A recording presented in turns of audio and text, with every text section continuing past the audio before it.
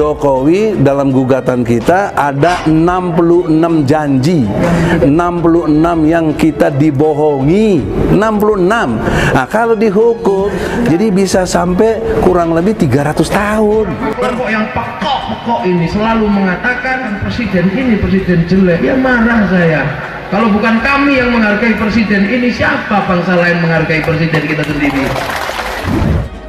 Nah ini ya, jadi untuk itu saya sebelum terjadi saya ikut turut bela sungkawa duluan nih. Ya, turut duka cita, kasihan ya Jokowi ya. Apa yang membuatmu pede bahwasanya kau tidak lebih baik daripada dia? Tidaklah kau berjuang kecuali hanya untuk maslahat dirimu sendiri, bukan? Kalau dia tidak bertobat, harus dinyatakan hari pembangkangan kepada presiden yang zalim. Walaupun mereka mempunyai kesalahan, kekurangan, maka tetap wajib taat, tidak boleh memberontak. Para ulama kita ahli sunnati wal jamaati bahwa tidak diperkenankan kita keluar dari imam biarpun imam itu fajir. Keluar ini maknanya membuat pemberontakan, keluar dari kepemimpinannya lalu membuat sebuah kepemimpinan yang baru. Itu tidak perkenankan, dan itu karena apa? Itu membahayakan sekali. Inilah presiden pikun. Nah, kalau sudah pikun dan pembohong, mestinya presiden di-impeachment. Barang siapa yang menghinakan seorang penguasa yang dipilih oleh Allah jadi penguasa, penguasa nggak jadi penguasa melainkan atas izin Allah, ya kan? Barang siapa yang menghinakan seorang sultan, seorang penguasa, seorang pejabat, maka Allah yang akan menghinakan dia. Dan kepikunan itu perbuatan tercela. Kalau presiden melakukan perbuatan tercela, mestinya di-impeachment. Ahana amirahu ahanahullah. Siapa yang menghina pemimpinnya, Allah akan menghinanya. Presiden yang membuat rakyatnya sengsara, Tapi jasanya banyak, perjuangannya untuk maslahat umumnya manusia banyak, dan itu pahala yang besar mengalir kepadanya. Dihapuskan dosa-dosa dan kekurangannya. Belum lagi lidahmu yang terus membicarakan keburukannya, nambah habis dosa-dosanya. Sungguh dia lebih mulia daripadamu. mudah-mudahan Allah beri sehat pada Jokowi dan kesadarannya, kewarasannya untuk mau bertobat. Kita tidak memaksa dia mundur kalau dia mau bertobat. Tidak boleh kita merendahkan orang lain. Bukan cara Nabi. Nabi tidak pernah merendahkan orang lain, padahal Nabi sangat tinggi pangkatnya, sangat mulia. Lah kita ini siapa kok berani merendahkan orang itu? Akhlak apa ya? Kan Anda cari banyak penguasa di dalam Al-Quran, tapi ketika mereka salah, yang terjadi pertama kali itu bukan celaan. Tidak ada ayat yang mengatakan celaan dia, hina dia, bully dia, itu nggak ada. Yang terjadi adalah Allah utus seorang Rasul memberikan manhaj, berikan nasihat yang baik, diskusi dalam kebaikan. Hak pemimpin terhadap masyarakatnya yang sudah dipilih itu mendoakan mereka. Kita tidak bicarakan buruk di belakang, gosipin mereka, karikaturin, cerita macam-macam. Ini nggak boleh teman-teman. Nggak ada manfaatnya buat kita. Apa manfaatnya? Yang kita katakan perbuatan tercela adalah menurut pasal 7A UUD 45, yaitu perbuatan bohong. Ini mau memimpin negara terus salahin orang yang sudah jadi presiden. Dari mana ini? Kalau Anda jadi presiden mungkin sudah ubanan gitu. Kira gampang apa orang jadi seperti itu? Jadi saya juga udah ingatkan, umur kita kan nggak mungkin lah sampai 300 tahun ya. Akhirnya pulang berendam pakai Baiklin. Oke? Pala ente celup-celupin ke Baiklin biar bersih sugarnya. Bahwa presiden tidak punya akal sehat di dalam menjawab, tidak punya ilmu di dalam menjawab. Kita juga mungkin presiden bukan ulama, tapi mau mendengar ulama. Ulama yang mana yang mau didengar? Ulama yang bisa lembut dalam menyampaikan kebaikan. Yang mengajak kalian untuk sholat, mengajak kalian untuk puasa, maka Allah mengharamkan kalian untuk mencaci maki mereka. Maka Allah mengharamkan kalian untuk mencaci maki mereka. Tidak boleh mencela. Siapa yang ingin menasihati, nasihati dengan sendiri-sendiri. Tidak boleh di depan khalayak ramai. Tidak boleh. Haram dalam agama Islam. Kalau menantang kami rakyat, kami kan mewakili rakyat nih, ya, ini kan rakyat. Saya juga rakyat, kok emang siapa saya? Rakyat. Kalian yang nggak siap sama pemerintahan yang adil dan baik, kalian yang nggak siap. Adapun mereka pemerintah, kalaupun bekerja mengorbankan waktu, tenaga untuk maslahat siapa? Maslahat orang banyak, dan banyak cerita banyak bukan nurut lagi, banyak yang susah diatur lagi. Jangan diputar balik, kita yang dianggap mengancam-ngancam lagi. Karena banyak rakyat yang pendukungnya beliau nggak terima dengan gugatan ini, dianggap kita ini ngaku-ngaku mewakili rakyat yang mana katanya.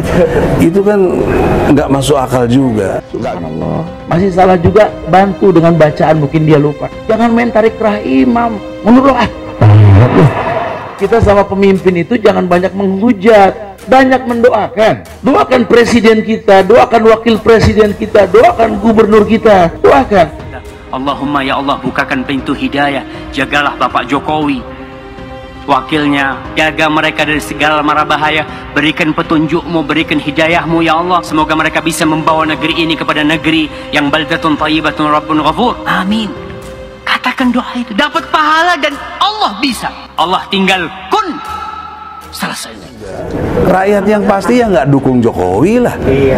Kalau dilihat dari Pilpres 68 juta yang tidak dukung Jokowi waktu itu. Ditambah lagi dengan kelakuan seperti ini, mungkin yang didukung Jokowi udah pindah lagi nggak mau dukung. Bisa juga terjadi begitu. Itu kok kayak ditanya belain rakyat yang mana? Fir'aun mengaku Tuhan nih. Luar biasa kalimatnya. Apa kata Allah kepada Nabi Musa dan Nabi Harun? Pergilah kalian berdua kepada Fir'aun, ucapkan kalimat yang baik. Fir'aun ngaku Tuhan, disuruh nasihati baik-baik. Fir'aun jangan, kamu salah. Gitu Pak. Adapun yang diajarkan Nabi dan para sahabatnya dan ulama-ulama terdahulu adalah taat dan patuh kepada mereka, tidak mencela mereka, memuliakan mereka. Ya ayyuhalladzina amanu atii'ullah wa atii'ur rasul wa ulil amri minkum. Wahai orang beriman, taati Allah, taati Rasulullah, dan ulil amri, pemerintah dari kalian.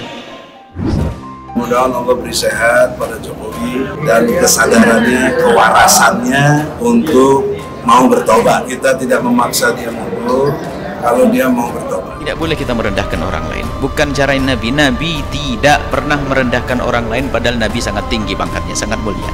Lah kita ini siapa kok berani merendahkan orang itu? Akhlak apa itu?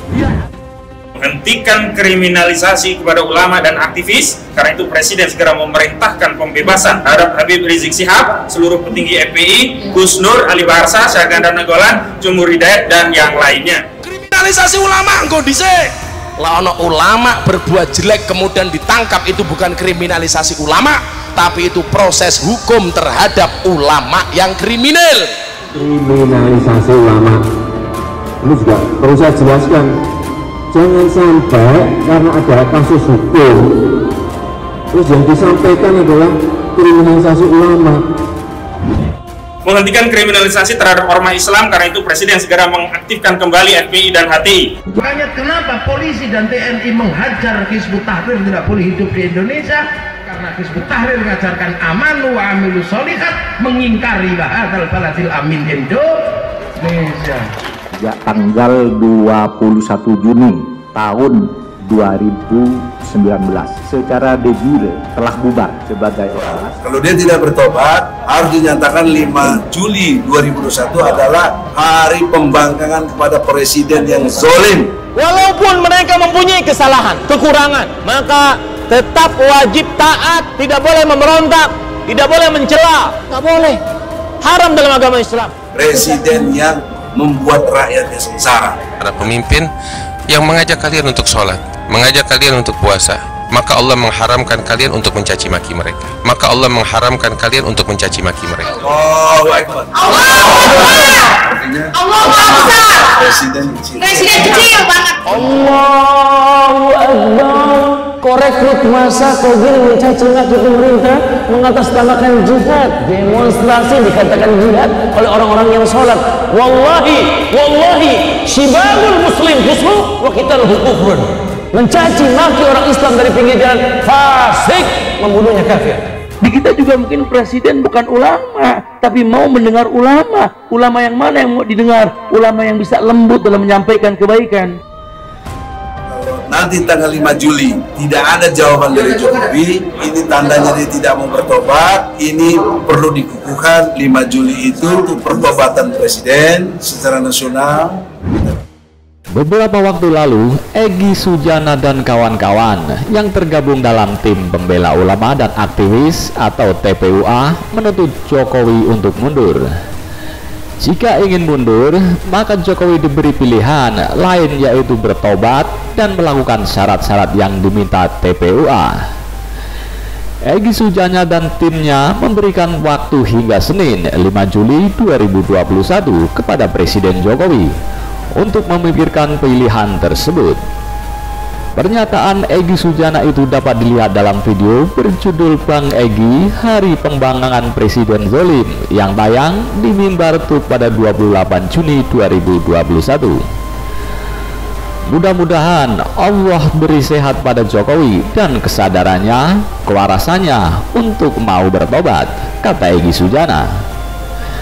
Jadi kita tidak memaksanya mundur kalau dia mau bertobat dengan syarat-syarat yang tadi sudah disampaikan. Lanjutnya, Insinyur Joko Widodo dalam kedudukannya sebagai Presiden Republik Indonesia mengakui telah melakukan perbuatan melawan hukum dalam bentuk perbuatan tercela yang melanggar konstitusi. Atau Insinyur Joko Widodo dalam kedudukannya sebagai Presiden Republik Indonesia menyatakan bertaubat, dan pernyataan itu disampaikan kepada segenap rakyat Indonesia dan dalam bentuk pembuktian taubat. Sekarang pemimpin-pemimpin kita mau kayak bagaimana, tapi mereka seorang muslim yang sholat dan tidak melarang orang lain untuk sholat. Fir'aun mengaku Tuhan nih. Luar biasa kalimatnya. Apa kata Allah kepada Nabi Musa dan Nabi Harun? Pergilah kalian berdua kepada Fir'aun, ucapkan kalimat yang baik. Fir'aun mengaku Tuhan, disuruh nasihati baik-baik. Fir'aun, jangan, kamu salah. Gitu bahasa. Sebagai catatan, sebelum Egy bicara, tim advokat telah menyampaikan beberapa syarat yang dimaksudkan. Syarat pertama yaitu Jokowi harus menghentikan kriminalisasi kepada para ulama dan aktivis.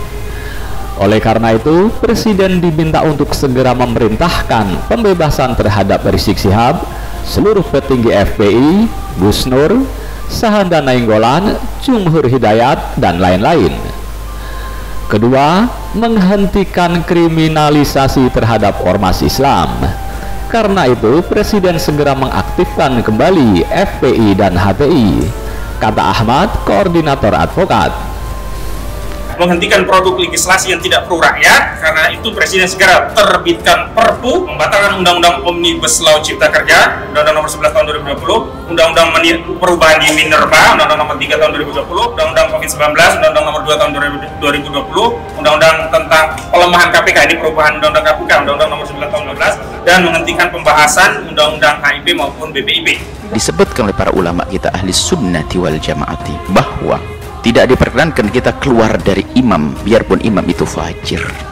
Keluar ini maknanya membuat pemberontakan, keluar dari kepemimpinannya lalu membuat sebuah kepemimpinan yang baru. Itu tidak berkenankan.